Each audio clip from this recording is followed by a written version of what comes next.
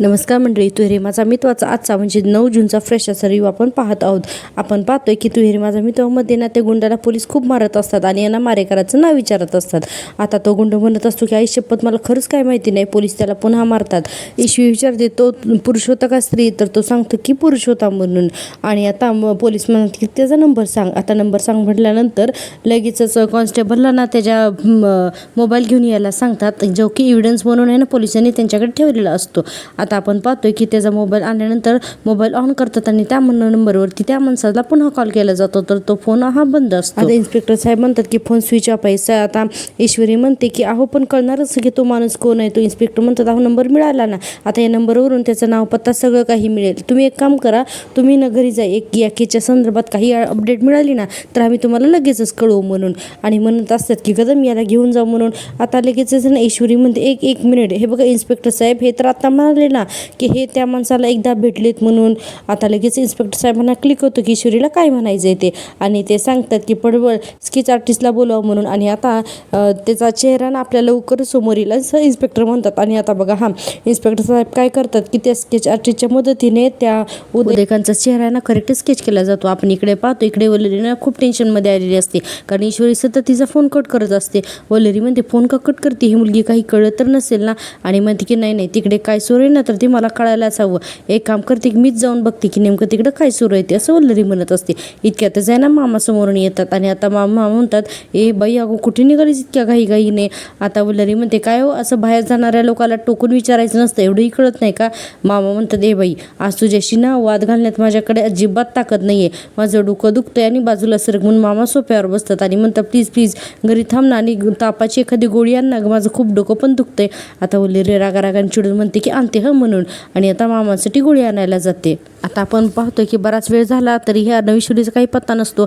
आजी इकडे हॉलमध्ये ना जप करत असतात. आता वल्लरी गुपचूप तिथून निघण्याचा प्रयत्न करते, पण आजी पकडतात ना. आणि आजी म्हणतात वल्लरी काय ग गपचूप कुठे निघालीस, सांगून तरी जायचं ना म्हणून. तर वल्लरी म्हणते अहो आई काय ना की मी ते असं करायला लागते. आणि म्हणते मी जरा ते काळजीमध्ये होते ना म्हणून मला सांगता नाही आलं आई सॉरी. आजी म्हणतात काय ग कसली काळजी म्हणून. वल्लरी म्हणते आई अहो अर्णव आणि ईश्वरी की कधीपासून पोलीस स्टेशनला गेलेत, अजून आले पण नाही तो बिकॉज आणि म्हणते की बिचारी पोर भुकेजली असतील ना म्हणून त्यांच्यासाठी ना मी डबा घेऊन जाते. आता आजी हसतात आणि म्हणतात अगं ती काही लहान आहेत का डबा घेऊन जायला, भूक लागली तर खातील नाही एखाद्या हॉटेलमध्ये. पण तू बरं झालंच ते आठवण केली ते, अगं मला सुद्धा ना जाणून घ्यायचं इच्छा आहेच की तिथं काय घडलं ते. तर वल्लरी म्हणते चालेल ना, मी लगेच अर्णवला फोन लावते. म्हणून बघ अर्णवला फोन लावते. इकडे ना इन्स्पेक्टर ते कॉन्स्टेबल म्हणत असतात की साहेब स्केच आर्टिस्टला बोलवले, ते थोड्याच वेळात येतील म्हणून. इन्स्पेक्टर म्हणतात तोपर्यंत तुम्ही काही चहा कॉफी घेणार का. अर्णव ईश्वरी म्हणतात नो थँक्स म्हणून. आणि तो इन्स्पेक्टरला कॉन्स्टेबल जो आहे तो कानामध्ये काहीतरी सांगतो. लगेच इन्स्पेक्टर साहेब म्हणतात की मी आलोच 2 मिनटं बसा मी लगेच येतो म्हणून. आता इन्स्पेक्टर आणि कॉन्स्टेबल दोघेजण सुद्धा बाहेर जातात. अर्णव ईश्वरी असतात तर तिथे अर्णवचा फोन वाजतो आणि आता मामींचा फोन आलेला असतो. अर्णव म्हणतो अरे ही मामी का फोन करते, काही कळत नाहीये म्हणून मामीचा फोन उचलतो. आणि आपण पाहतोय की अर्णव म्हणतो मामी बोल ना म्हणून. अगं मामी मी खूप कामामध्ये, असं अर्णव म्हणत असतो. आणि म्हणतो की काय झाले तुला सारखा फोन का करतीस, मी बिझी आहे ग. आता वल्लरी म्हणते अरे हो मला माहिती आहे, आईनं जरा तुझ्याशी फोनवरती बोलायचं होतं, बोलणार आहेस का त्यांच्याशी तरी, असं म्हणल्यानंतर अर्णव म्हणतो बरं ठीक आहे दे म्हणून. आता बघा आजी म्हणतात आई स्पीकर ऑन करते. आणि आजी म्हणतात चिंटू अरे सकाळपासून तुम्ही तिकडे गेलायत, अरे काही पत्ता लागला का रे, ईश्वरीवर हल्ला करणारे कोण लोक होते ते. अर्णव म्हणतो आजी अजून फारसं काही कळलेलं नाही आहे, पण जो कोणी एखादा हल्लेखोर होतो ना तर त्याला पकडलंय पोलिसांनी. आणि त्याचं असं म्हणणं आहे की त्याला कोणीतरी एक माणूस जो आहे ना तर तो फोनवरून ही सगळी माहिती देत होता म्हणून. आणि अर्णव पुढे ही माहिती सांगतो की पण तो माणूस कोण होता ना तर हे आम्हाला ना स्केचवरून आम्हाला मिळणार आहे आणि त्याचा फोन नंबरसुद्धा मिळाला आहे म्हणून. वल्लरी लगेच म्हणते अरे देवा नंबर मिळाला आहे म्हणजे आता नक्कीच हे उदयकांतला गाठणार, असं म्हणत असते. आजी इकडे म्हणतात बरं मग येते का तुम्ही घरी. अर्णव म्हणतो नाही थोडा वेळ लागेल आजी घरी यायला, त्या हल्लेखोराकडून आहे ना आम्हाला त्या मेन माणसाचं स्केचसुद्धा काढून घ्यायचं आहे, त्यामुळे आम्हाला जरा ना वेळ लागेल. आणि म्हणतो की डोंट वरी तू काही काळजी करू नकोस. आणि अर्णव असं म्हणतो की आपण त्या माणसाला पकडूच. आणि इतक्यातच काय होतं की वल्लरीला अचानकच खूप ठसका लागायला लागतो. आजी म्हणतात अगं तुला काय झालंय म्हणून. आणि वल्लरी एकसारखं ना खोकतच असते. आजी म्हणतात थांब मी तुझ्यासाठी पाणी आणते म्हणून. आणि आता आजी पाणी आणण्यासाठी जातात. इकडे अर्णव सुद्धा ना फोन कट करून टाकतो. आपण पाहतोय वल्लरी आता खूप टेन्शनमध्ये आलेली असते आणि म्हणते की उदयकांतचा पत्ता लागला तर तो उदयकांत आहे ना माझं नाव घेणार असं म्हणते. आणि पुढे म्हणते की वल्लरी काही करून तुला आता त्या उदयकांतचा काटा काढावाच लागणार आहे हां, आणि दॅट इज दॅट असं वल्लरी म्हणत असते. आपण आता पुन्हा पोलीस स्टेशनचा सीन पाहतोय. इथे ना स्केच आर्टिस्ट आलेला असतो आणि तो आरोपी जसं सांगेल ना तशा वर्णनानुसार आहे ना तो स्केच आर्टिस्ट त्या उदयकांतचं ना चित्र काढत असतो. आता अर्णव, ईश्वरी, इन्स्पेक्टर साहेब, कॉन्स्टेबल सगळे काही तिथं असतात आणि जसं चित्र काढलं जात आहे ना तसं ना अर्णवला संशय येत असतो की हा त्याचा काका उदयकांतच आहे म्हणून. आणि आपण पाहतो जेव्हा स्केच काढून कंप्लीट होतं ना तेव्हा तो आरोपी सांगतो हो साहेब अगदी असाच होता तो म्हणून. आता असं सांगितल्यानंतर अर्णव काय करतो की पटकन ते स्केच हातामध्ये घेतो आणि ना अर्णवच्या लगेचच लक्षात येतं की अरे हा तर काका आहे, उदयकांत काका. अर्णव फक्त एवढंच बोलतो हां की हा तर उदयकांत काका आहे म्हणून. आणि अर्णवला आता आठवत असतं की उदयकांतला त्याने ना इंदोरच्या वाड्यातून आहे ना कसं हाकलून दिलेलं असतं आणि आतापर्यंत उदयकांतने त्याला कसा त्रास दिलेला असतो. एवढ्या सगळ्या गोष्टी अर्णवला अचानक आठवून जातात ते स्केच बघितल्या आणि अर्णव पुन्हा ते स्केच पोलिसांच्या हातात देतो. आणि आता आपण पाहतो डायरेक्ट पुढचा सीन. तो म्हणजे काय होतं की अर्णव आणि ईश्वरी ते स्केच घेऊन डायरेक्ट घरी येतात जिथे ना अर्णवचे बाबासुद्धा असतात ते. आणि घरामध्ये सगळ्याला हा अर्णव स्केच दाखवत असतो. अर्णव म्हणतो मी सिंदूरवर ज्या माणसाने अटॅक केला ना तर तो त्याला ना यांनी पाठवलं होतं असं म्हणून मामा पहिल्यांदा तर मामांना स्केच दाखवतो. त्यानंतर आहेत ना घरातले एक मेंबर करून आकाश पण पाहतो. त्यानंतर नम्रता म्हणते अरे हे कोण आहेत म्हणून. तर आकाश सांगतो की अरे हे अर्णव काकांच्या बाबांचे आहेत ना भाऊ आहेत म्हणून, उदयकांत म्हणून. आणि आता ते स्केच आहे ना आजीसुद्धा बघतात आणि त्यानंतर अंजली आणि अर्णवचे बाबासुद्धा बघतात. स्केच बघितल्यानंतर म्हणतात परमेश्वर अरे चिंटू काय रे हे म्हणून, उदयकांत कसा काय हल्ला करू शकतो. आता मामा म्हणतात भाऊजी हे बघा ना म्हणून. आता लगेच रमाकांत शिर्के म्हणतात की अरे हा तर उदयकांत म्हणून. आणि त्यांना ना खूप मोठा शॉक बसतो की आपल्या सख्या भावानेच आपल्या सुनेवरती हल्ला केलेला होता म्हणून. आणि आता आपण पाहतो की बऱ्याच वेळ तर रमाकांत शिर्के आहेत ना तर ते जरा शॉकमध्येच असतात की माझा भाऊ कसा काय असं करू शकतो म्हणून. ते म्हणतात की पण उदयकांतचं काय वैर असू शकतं ईश्वरीसोबत म्हणून असं. आणि म्हणतात की अरे पण म्हणजे तो तर ओळखतही नसेल ना ईश्वरीला, त्यामुळे भेटण्याचा तर प्रश्नही नाही. आता अर्णव म्हणतो की मला असं वाटतं की मी सिंदूरवर ज्यावेळेस हल्ला झाला ना त्यावेळेस ती तिच्या आईला निर्दोष प्रूव्ह करण्याची ना पुरावे शोधत होती.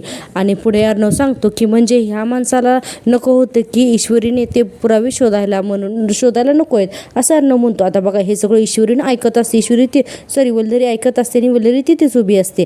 अर्णव म्हणतो की याचा अर्थ असा आहे की यांच्या आणि मी सिंदूरच्या आईच्या बाबतीत जे काही झालंय ना तर त्यामध्ये ना या माणसाचा हात आहे, म्हणजेच उदयकांत राजे शिर्केचा असं अर्णव स्पष्टपणे सांगतो. आणि जसं अर्णव बोलेल ना तसं ना वल्लरीला खूपच जास्त घाम येत असतो आणि वल्लरी एकदम हायपर होत असते. आता बघा हिचा ना BP शूट होतो. नंतर आपण पाहतोय रमाकांत शिर्के आहेत ना डोक्याला हात लावतात आणि देवा म्हणून त्यांना ना चक्कर यायला लागते. आता अंजली आणि ईश्वरी त्यांना सावरतात आणि म्हणतात की बाबा प्लीज सावरा स्वतःला म्हणून.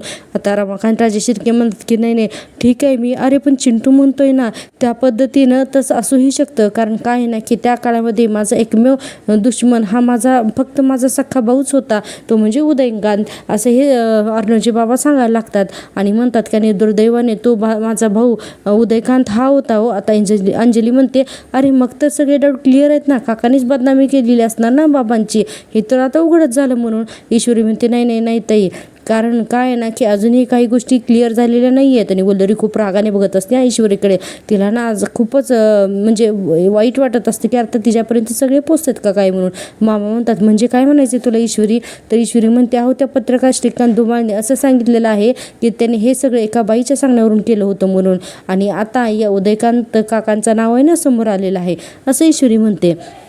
आपण पुढे पाहतोय की आता सगळ्यांना प्रश्न पडलेला असतो की अरे नक्की याच्यामध्ये आणखीन आहे तरी कोण म्हणून. तर ईश्वरी म्हणते बाबांना आणि माझ्या आईला त्या हॉटेलमध्ये पोहोचवणारी ती बाईच होती, पण ही बाई नेमकी कोण होती आणि तिने हे सगळं नेमकं का केलं हे सगळं ना आपल्याला अजून कळलेलंच नाही आहे असं ईश्वरी म्हणत असते. आपण पाहतो की सगळ्यांनाच आता खूप प्रश्न पडलेले असतात. अर्णव म्हणतो की मला असं वाटतंय ना की स्वतःची एक आयडेंटिटी लपवण्यासाठी त्याने त्या बाईची हेल्प घेतलेली असेल का. आता असं म्हटल्यानंतर वल्लरी खूपच घाबरायला लागते आणि ईश्वरी म्हणते हो ना, मला असं वाटतंय ना की त्या बाईपर्यंत पोचायचं असेल ना तर आपल्याला या उदयकांत काकांपर्यंत ना गेलंच पाहिजे. आणि जसं अर्णव ईश्वरी बोलताय तसं बघा वल्लरीचा घामच वाढतोय. आजचा भाग खूप छान दाखवलाय, त्यामुळे तुम्ही ना टीव्हीवरती नक्की बघा. आणि हो प्रेक्षकांनो, माझ्या चॅनलला सबस्क्राईब करायला अजिबात विसरू नका. चॅनल मॉनिटाईज होण्यासाठी तुमच्या सपोर्टची खूप गरज आहे, त्यामुळे प्लीज चॅनलला सबस्क्राईब करायची की एकदम फ्री आहे म्हणून. आता आपण पाहतोय इकडे वल्लरी तर खूप घाबरलेली असते आणि अर्णव म्हणत असतो आपल्याला पहिल्यांदा ती बाई शोधायची असेल ना तरी सुद्धा उदयकांतलाच पहिल्यांदा शोधायला हवं आहे म्हणून. आणि आता ईश्वरी म्हणते इतकी वर्षी ती बाई लपली, पण आता नाही, आता तिचा खेळ खलास होणार आहे म्हणून. आणि म्हणते की आता लवकरात लवकर त्या बाईच्या हातात आहे ना मला बेड्या पाहायच्यात आणि तिच्या हातामध्ये हातकडे असतील. असं म्हटलं की बापरे, आता वल्लरीचा बांध अक्षरशः सुटतो आणि वल्लरीला ना अचानकच चक्कर यायला लागते. लगेच अहो आकाश असं म्हणून ना तिथं चक्कर येऊन पडते. आता अर्णव पळत पळत जातो आणि आता वल्लरीला कॅच करतो. आणि आपण पाहतोय की पाणी आणा पाणी आणा अर्णव म्हणतो. लगेच तिला पाणी दिले जातं. आता वल्लरीला हे पाणी वगैरे पाचतात आणि बघा वल्लरीला इतकी चक्कर आलेली असते की अक्षरशः तिने तिचं BP शूट करून घेतलेलं असतं. आता ह्या वल्लरीला ना आता रूममध्ये घेऊन जातात सगळेजण आणि आता लवकरच जण डॉक्टरांना सुद्धा बोलवतात. आपण पाहतोय आता डॉक्टर आलेले असतात आणि आता वल्लरीला चेक करून सांगतात की अहो यांचं BP शूट झालेलं आहे म्हणून. आता वल्लरी शुद्धीवर आलेली असते.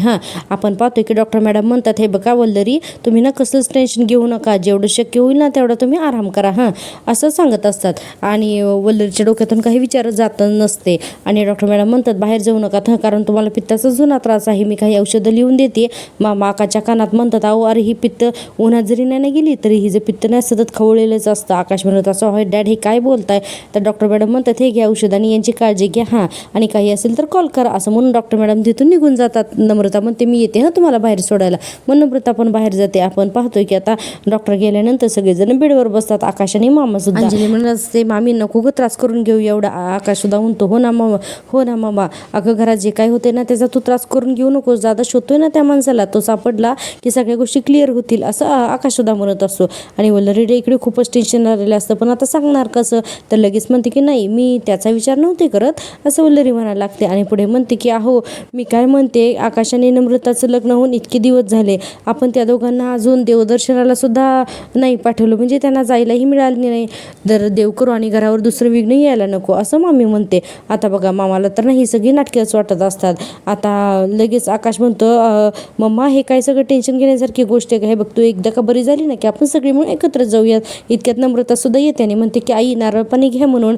आता अंजली सुद्धा म्हणते अहो ग मामी नारळ पाणी घे ना. तर बघा वल्लरी ना अशा परिस्थितीत सुद्धा ना अजिबात ऐकत नसते, खूपच साठी असते. आता ती काय नारळ पाणी घेत नाही कारण ते नम्रताने आणलेलं असतं ना म्हणून. नम्रता खूप वेळा म्हणत असते की आई घ्या म्हणून, तर ती हात करते नको म्हणून. आता नम्रता आकाशकडेच रागाने बघते. तर लगेच आकाश म्हणतो मॉम तुला बरं व्हायचंय की नाही, चल मग घे बरं नारळ पाणी म्हणून. आता नम्रताकडून घेतो आणि वल्लरीच्या हातात देतो आणि म्हणतो की घे म्हणून सांगतोय ना. आता वल्लरी पटकन नारळ पाणी घेते. आता बघा मामांना ना हे सगळं अजिबात आवडत नसतं, पण मामा तिची खूपच चेष्टा करतात. मामा म्हणतात आत्ता आलं माझ्या लक्षात काय ना की चार चौघात नम्रताशी सासूसारखी वागता येत नाही म्हणून तुला त्रास होतोय ना ग असं मामा म्हणतात. आणि बघा नम्रता तर आता हसायलाच लागते. मामा कुठल्याही परिस्थितीत चेष्टाच करत असतात. आकाश म्हणतो अहो काय हे डॅड. तर मामा म्हणतात अरे हो ना बघ ना हे बघ, जेव्हा नम्रताने नारळ पाणी दिलं तर तिने घेतलं नाही, पण तू दिलं की लगेच घेतलं हो ना, म्हणून म्हटलं रे मी असं मामा म्हणतात. तर वल्लरी लगेच रागावते, गप्प बसावं जरा, आजारी असले तरीही तुमचे आपले विनोद सुरूच असतात. मामा लगेच म्हणतात वा वा वा हा आवाज ऐकला ना की याचा अर्थ हिचा BP नॉर्मलला आलं असं मामा म्हणत असतात. मामा म्हणतात मी काय म्हणतो आकाश नम्रता तुम्ही आता जाऊन दोघे जण कुठेतरी फिरून या ना म्हणून.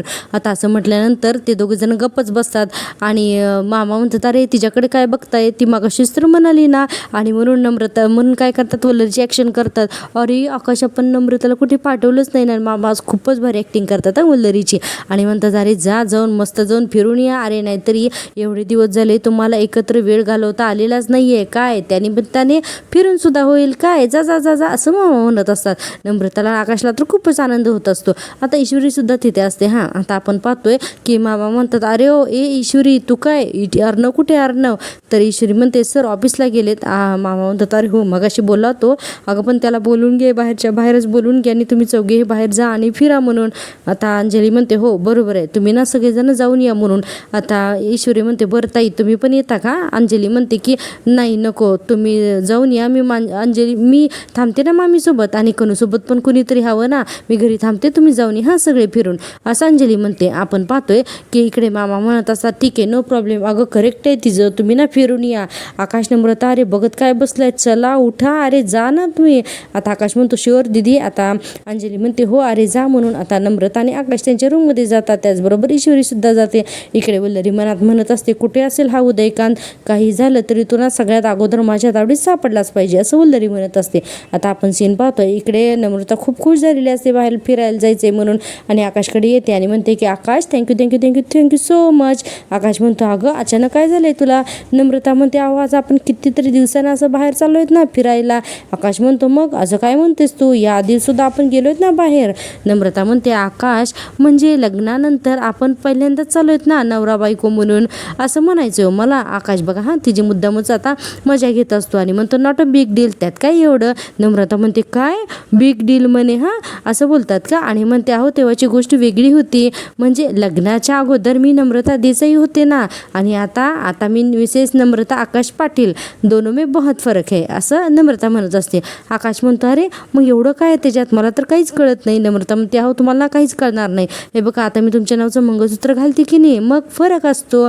आकाश म्हणतो अच्छा फरक असतो का, तर तू माझ्या नावाचं मंगळसूत्र घालतेस म्हणून आपण आज बाहेर जेवायला जाणार, तर जेवणाची टेस्ट काही वेगळी लागणार आहे का तुला. नम्रता म्हणते आकाश आता मजाक नाही हा करायचा अजिबात, हे बघा आज आपण मस्त फिरायला जाणार आहोत, त्यानंतर आपण खाऊ खाणार आहोत आणि त्याच्यानंतर आपण आहे ना कुल्फीसुद्धा खाणार आहोत. बरं कुठे माहिती का, ज्या भैयाकडे तुम्ही मला घेऊन गेले होतात ना पहिल्यांदा प्रपोज करायला, त्याच भैयाकडे जाऊन आपण कुल्फी खाऊयात आणि सांगूयात ना त्याला की आमचं आता लग्न झालं आहे म्हणून, ठीक आहे. आणि पुढे म्हणते आणि अजून एक गोष्ट, आपण आज खूप छान छान फोटो सुद्धा काढूयात. आकाश हसत असतो आणि म्हणतो की ओके, तुम्हा मुलींना फोटो काढण्यात काय एक्साइटमेंट असते ना ते मला आजपर्यंत कळलं नाही. नम्रता म्हणते की आकाश अहो पण मी ना आज खरंच खूप खुश आहे, काय ना की आज मला ना किचनमध्ये काहीच काम करायचं नाही आहे आणि मी ऑर्डर सोडणार आणि जेवण हाजीर असं म्हणून नम्रता हसत असते. आणि पुढे म्हणते की आज किचनला सुट्टी. आकाश म्हणतो एक मिनटं, आपण आज बाहेर चाललोय जेवायला म्हणून तू खुश आहेस की किचनमध्ये जेवण बनवायचं नाही आहे म्हणून तू खुश आहेस, सांग बरं. नम्रता म्हणते एक गोष्ट सांगू का, म्हणजे दोन्हीसुद्धा ना थोडं मी दोन्हीसाठी सुद्धा आहे म्हणून. आणि आता आपण पाहतो इकडे ईश्वरीचं सीन. आता ईश्वरी चहा घेऊन येते आणि आता रमाकांत राजेशिर्केंच्या रूममध्ये येते आणि म्हणते बाबा तुमच्यासाठी चहा आणलाय, पण त्यांचं काही लक्षच नसतं. आता ईश्वरी म्हणते बाबा अहो चहा आणलाय तुमच्यासाठी, असं जेव्हा त्यांना हात लावून उठवते तेव्हा ते म्हणजे तंद्री लागलेली असते आणि ते म्हणतात की नाही नको आहे मला म्हणून. आता ईश्वरी चहा बाजूला ठेवते आणि म्हणते बाबा अहो काय झालंय तुम्हाला, असं का करताय तुम्ही. तर रमाकांत रडायला लागतात आणि म्हणतात मला ना खूप अपराधी वाटतंय ग. आणि म्हणतात की अगं मी जर का त्यावेळेस हे सगळं काही सोडून गेलो नसतं ना तर आज असं झालं नसतं ग, आज माझ्या चिंटू आणि अंजूचं आयुष्य वेगळं असतं ना ग, असं म्हणतात. त्यांना विचारानं खूप पश्चाताप होत असतो आणि आता ते रडायला लागलेले असतात. ईश्वरी म्हणते बाबा प्लीज तुम्ही नका हो एवढा त्रास करून घेऊ. रमाकांत म्हणतात की मी एखादा चांगला मुलगा शोधला असता आणि तिचं लग्न लावून दिलं असतं. अगं तो मुलगा कोण आहे, कसा आहे, त्याच्या घरचे कसे आहेत, व्यवस्थित माहिती काढली असती ग मी सगळ्याची. आणि म्हणतात की हे अशी आत्तासारखी वेळ आली नसती ग तिच्यावरती, राकेशने तिला फसवलं. आणि म्हणतात की अगं आणि मी ना हे सगळं तुझ्यासमोरच बोलू शकतोस ग, कारण का की मला खात्री एका गोष्टीची की तूच अशी एक व्यक्ती आहेस या घरामध्ये की जिला असं नाही वाटत आहे की माझं हे सगळं नाटक आहे किंवा मी हे सगळं खोटं बोलतोय म्हणून. आणि ते पुन्हा रडायला लागतात. ईश्वरी म्हणते बाबा अहो हळूहळू सगळ्यांचे गैरसमज दूर होतील. आता रमाकांत म्हणतात अगं ज्या वयात माझ्या मुलांना माझी सगळ्यात जास्त गरज होती ना त्याच वयात मी त्यांना असं वाऱ्यावर सोडून निघून गेलो ग, म्हणून त्यांना ना खूप वाईट वाटतं आणि ते कंटिन्यू रडत असतात. आणि त्या उदयकांतनी त्याचाच फायदा घेऊन माझे दोन्ही लेकरांना घराबाहेर काढलं ग, म्हणून खूप रडायला लागतात. ईश्वरी त्यांना सावरायचा खूप प्रयत्न करते. रमाकांत म्हणत असतात की नको तेवढे हाल झाले ग माझ्या पोरांचे, म्हणून खूपच रडायला लागतात. पुढे म्हणतात की अगं मी जर का नीट असतो ना तर नसतं ना ग झालं असं, पण मी कमी पडलो, तिकडे त्या राकेशने अंजलीला फसवलं नसतं आणि आज माझी दोन्ही मुलं ना अगदी सुखात असते असं म्हणून ते रडत असतात. आणि आता ईश्वरीला काय बोलावं ते सुचत नसतं. आणि तू रे माझा मित्वाचा आजचा हा भाग आहे ना तो इथेच संपतो. आपण पाहतोय उद्याच्या भागामध्ये ही वल्लरी ना उदयनच्या प्रत्येक ते उदयकांत आहे ना तर त्याच्या प्रत्येक अड्ड्यावरती जाऊन आहे ना चेक करत असते की तो कुठं आहे म्हणून. आणि म्हणते की माझी प्रत्येक कारनामेत नाही उदयकांतला माहिती आहेत, काही झालं ना तरी मला ना त्याचा शोध लावायलाच हवा आहे. आणि इकडे रमाकांत म्हणत असतात ईश्वरीला की तू काहीही कर पण चिंटूच्या मनातला ना राग दूर कर म्हणून. आणि आपण पाहतोय आता हे चौघजण सुद्धा बाहेर फिरायला गेलेले असतात आणि ईश्वरी म्हणत असते की तुम्हाला काय हवं आहे, तर अर्णव म्हणतो काही नको, मला ना माझं पोट भरलं. आता ईश्वरी म्हणते माझी पोटभर ऐकून, तर अर्णव म्हणतो नाही माझे ना तुला बघूनच माझं पोट भरलंय आणि तुला खाताना बघून माझं पोट भरले असं अर्णव म्हणत असतो. आणि आपण पाहतोय की इकडे वल्लरी जे आहे तर ते अख्खं कपाट चेक करते आणि उदयकांतचे सगळे काही गोष्टींना चेक करून बघते, म्हणजे त्याचे अड्डे सगळे. आणि म्हणते अचानक हा उदयकांत कुठेतरी गायब झाला आहे का, त्याला कुणीतरी गायब केले असा प्रश्न आता वल्लरीला पडलेला असतो. आणि आता बघूया उद्याच्या भागामध्ये आणखीन काय काय घडतं ते. आणि हे सर्व पाहण्यासाठी पाहत राहा माझी आवडती सिरियल. आणि हो प्रेक्षकांनो प्लीज चॅनलला सबस्क्राईब करा आणि व्हिडिओला नक्की लाईक सुद्धा करा. भेटूया उद्याच्या भागात, तोपर्यंत टेक केअर, बाय बाय.